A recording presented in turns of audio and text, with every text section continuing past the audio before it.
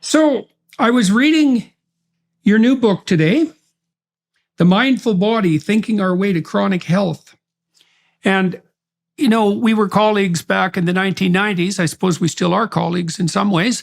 That's right. And I was thinking about mindfulness again. And I have a proposition for you, and you tell me what you think about this. I was thinking that mindfulness is something approximating paying attention to what you're paying attention to. But I'm open for definitions. No. I like that. But the way I've defined it is actively noticing. That if you, people give people instructions and say, pay attention, be present, and that's sweet, but it really falls on deaf ears because when people are not there, they don't know they're not there. And all of the research we've done over 40 years says most of us, most of the time, are mindless.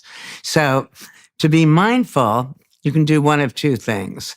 The one most, the easiest for people is probably just to notice new things about the things you thought you knew.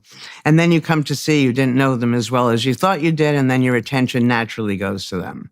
The other is to adopt a mindset, the only mindset we should have, for uncertainty. People don't realize that everything is always changing. Everything looks different from different perspectives, so we can never know.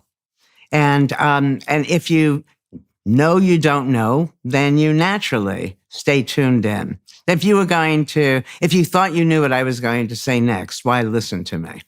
So Jordan, it's fun when I lecture. I often begin a lecture and I ask people. So I'll ask you, how much is 1 + 1?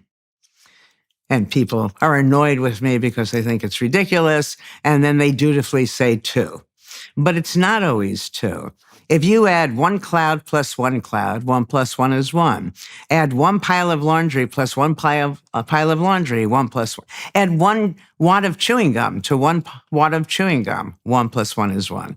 So in the real world, 1 + 1 probably doesn't equal 2 as more often as it does. And the problem is that we're all taught absolutes. We're taught facts that we think are unchanging. And when you think you know, you don't pay any attention. So that's why I like the 1 + 1, because that's the most basic, where people think surely they have the right answer. I must tell you, so I was at this horse event many years ago. It changed my life. This man came over and asked me if I'd watch his horse for him because he was going to go get his horse a hot dog. I'm Harvard, Yale all the way through. Nobody knows better. People know as well that horses don't eat meat. They're herbivorous, right? He comes back with the hot dog and the horse ate it.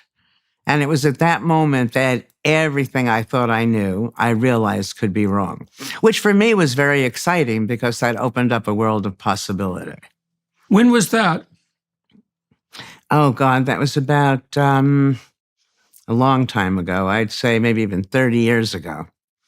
So I have been in this state of openness for at least, if not for my lifetime, for at least the last 30 some odd years.